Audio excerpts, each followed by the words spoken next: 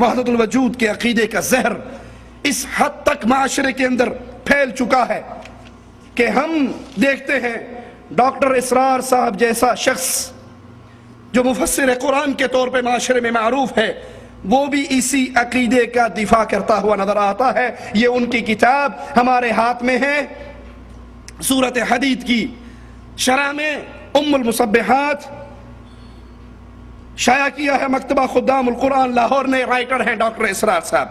اپنی اس کتاب کے صفحہ 88 پر ڈاکٹر صاحب کہتے ہیں حقیقت و ماہیت وجود کے اعتبار سے خالق اور مخلوق کا ایک وجود ہے، خالق اور مخلوق کا ایک وجود ہے۔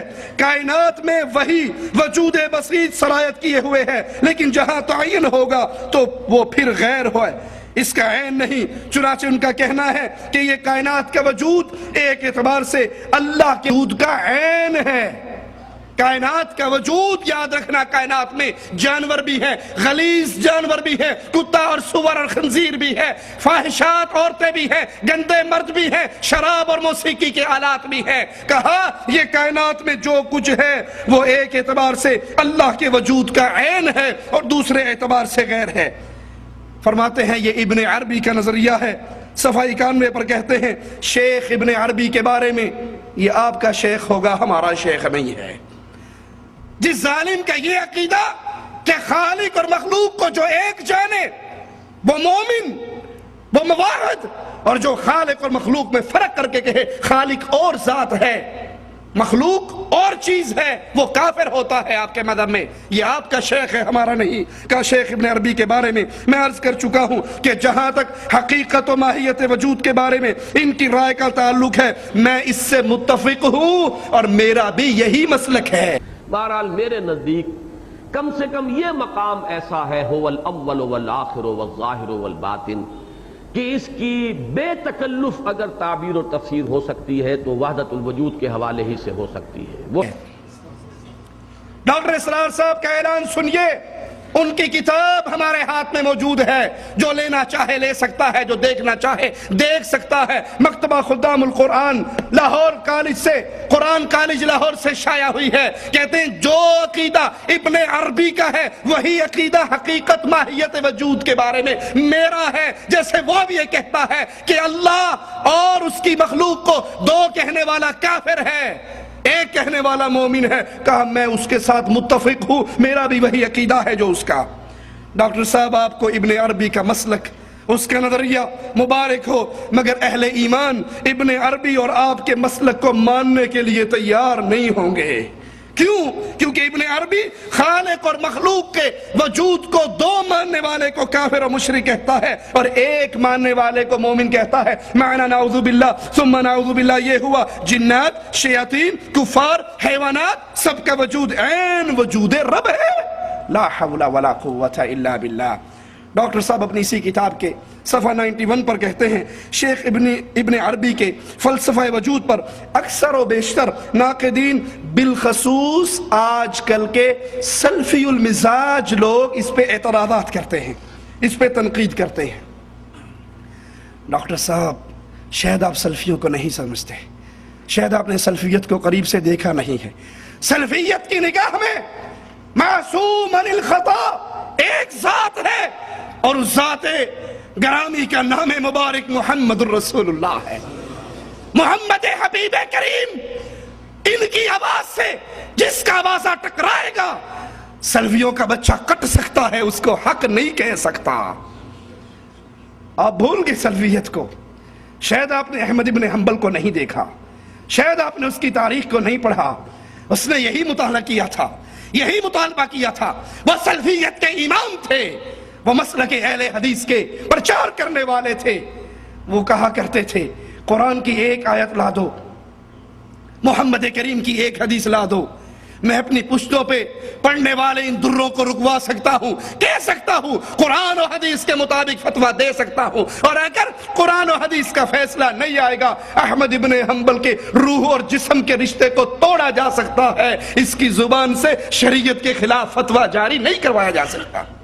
شریعت آپ کا ساتھ دے ڈاکٹر صاحب، دے، صوفیت آپ کا ساتھ دے ان کو مبارک ہو، تبلیغیت آپ کا ساتھ دے انہیں مبارک ہو، سلفیت کا جب تک آخری بچہ اس دھرتی پہ زندہ رہے گا وہ وحدت الوجود کے عقیدے کو ایمان نہیں مان سکتا۔ ہم کیوں اس کے انکاری ہیں؟ اس لیے یہ قرآن سے ٹکراتا ہے، یہ انبیاء کی دعوت سے ٹکراتا ہے، ارے یہ اللہ کی کائنات کی تخلیق سے ٹکراتا ہے۔ ہر چیز جب اللہ ہوئی تو جنت اور جہنم کس لیے؟ جنت میں کون جائے گا، جہنم میں کون جائے گا؟ سلفیت اس سے ٹکرائے گی، وہی مطالبہ کرے گی جو امام مالک نے کیا تھا۔ مجھ سے فتویٰ لینا چاہتے ہو محمد کریم کی ایک حدیث لے آؤ، اللہ کی قرآن کی ایک آیت لے آؤ، اور جب تک تمہارا دامن قرآن اور حدیث کے دلائل سے خالی رہے گا ہم کفر کے عقیدوں کو اسلام کا چولا پہنانے کی سازش کو کامیاب نہیں ہونے دیں گے۔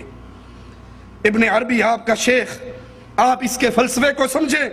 سلفی المزاج شریعت محمدیہ کو سمجھنے والے، انہیں قرآن و حدیث کے خلاف جتنی باتیں نظر آئیں گی ان کو جوتی کے نوک پہ ٹھکرا دیا جائے گا۔ ڈاکٹر صاحب اپنی کتاب کے صفحہ 52 پر کہتے ہیں اگر یہ کہا جائے خالق مخلوق کے درمیان ساری نسبتیں، اللہ اور اس کی مخلوق کے درمیان ساری نسبتیں جو ہماری عقل میں آ رہی ہیں یہ قابل قبول نہیں، تو پھر ایک ہی وجود ماننا پڑتا ہے جو خالق کا وجود ہے۔ اس عقیدے کو، اس نظریے کو توحید وجودی کہا جاتا ہے۔ خالق اور مخلوق میں ساری نسبتیں ہماری عقل میں اگر نہیں آ رہی تو ہمیں یہ ماننا پڑے گا اس دنیا میں جو جتنے وجود ہیں وہ صرف اللہ کا وجود ہے، نعوذ باللہ۔ وہی خنزیر کا وجود، وہی جانوروں کا وجود، وہی انسانوں کا وجود، صورتیں الگ ہیں، شکلیں الگ ہیں، وجود حقیقت میں ایک ہے۔ اس کو توحید وجودی کہتے ہیں، ہم کہتے ہیں اس کو کفر اکبر کہا جاتا ہے۔ اپنی کتاب کے صفحہ 52 پر کہتے ہیں اگر یہ کہا جائے خالق و مخلوق کے درمیان ساری نسبتیں جو ہماری عقل میں آ رہی یہ قابل قبول نہیں، تو پھر ایک ہی وجود ماننا پڑتا ہے جو خالق کا وجود ہے۔ اس نظریے کو توحید وجودی کہا جاتا ہے۔ اس کی بہترین تعبیر مناظر احسن گیلانی نے اپنی کتاب میں کی کہ خالق اور مخلوق میں نسبت کو یوں سمجھو، خالق اور مخلوق کی درمیان نسبت کو یوں سمجھو، کسی شے کا تصور آپ نے اپنے ذہن میں قائم کیا۔ فرض کریں آپ نے تاج محل دیکھا ہے، آپ اس تاج محل کا تصور اپنے ذہن میں لائیے، آپ کے ذہن میں یہ تصور آپ کی توجہ سے قائم ہے۔ جب تک آپ کی توجہ اس پر مرکوز رہے گی یہ ذہن میں تصور قائم رہے گا، جیسے توجہ ہٹے گی اس کا وجود باقی نہیں رہے گا، وہ ختم ہو جائے گا۔ یہ آپ کی ذہنی تخلیق ہے، آپ اس کے نیچے ہیں، آپ اس کے اوپر ہیں، اول بھی ہیں اور آخر بھی ہیں، اس کا اپنا کوئی وجود نہیں۔ وجود تو در حقیقت آپ کا ہے، یہ ایک تصور ہے۔ آپ تصور کریں کائنات ہے، یہ آپ کے تصور میں ہے، حقیقت میں کائنات نہیں ہے، حقیقت میں صرف اللہ کا وجود ہے۔ توحید وجودی کی دوسری تعبیر کہتے ہیں اسے شیخ احمد سرہندی نے کی۔ انہوں نے بڑی پیاری مثال دی کہ یہ کائنات ہمیں نظر تو آ رہی لیکن حقیقت میں کائنات کا وجود نہیں، وجود ایک ہی ہے، وہ اللہ کا وجود ہے۔ انہوں نے مثال کیا دی کہ آپ ایک لکڑی، اس لکڑی کے کونے پہ شعلہ باندھ دے، کپڑا جلا کر باندھ دے، کوئی روشنی کی چیز باندھ دے اور اس لکڑی کو زور سے حرکت دیں، زور زور سے ہلائیں، دیکھنے والے کو دائرہ نظر آئے گا۔ جب آپ شعلے کو ہلائیں گے دیکھنے والے کو کیا نظر آئے گا؟ وہ دائرہ حقیقت میں ہے کہ حقیقت میں نہیں ہے۔ وہ وجود تو اصل میں شعلے کا ہے، حقیقت میں نہیں۔ دیکھنے والے کو بھلے دائرہ نظر آ رہا ہے، کہاں یہ کائنات جو ہے یہ حقیقت میں نہیں بظاہر نظر آ رہی ہے، حقیقت میں وجود اللہ کا وجود ہے۔ یعنی اس کائنات میں جو کچھ نظر آ رہا ہے یہ حقیقی نہیں، اس کی حقیقت تو بس وہم اور خیال کی ہے، یا بس اتنی ہے جیسے سائے ہوتے ہیں یا جیسے آئینے میں عکس ہوتا ہے۔ وجود تو اس شے کا ہے جس کا عکس ہے، خود عکس کا کوئی وجود نہیں، تو حقیقی وجود صرف اللہ کا ہے۔ لا حول ولا قوة الا باللہ۔ اب ایک تیسری بات جو میں نے عرض کی تھی حضرت مجدد الفسانی رحمت اللہ علیہ کے حوالے سے اور مسلمان صوفیاء جتنے ہیں ان سب کے حوالے سے، اصولاً وہ بات یہ ہے کہ یہ کائنات جو نظر آ رہی ہے اس کی کوئی حقیقت ہے ہی نہیں، اس کا حقیقی وجود ہے ہی نہیں۔ وجود حقیقی صرف اللہ کا ہے، یہ تو صرف عکس ہے، یا جیسے آئینے کے اندر عکس آ جاتا ہے، یا سائے ہیں، ظلال ہیں۔ حضرت مجدد الفسانی رحمت اللہ علیہ اس کائنات کو، جملہ مخلوقات کو اللہ کے اسماء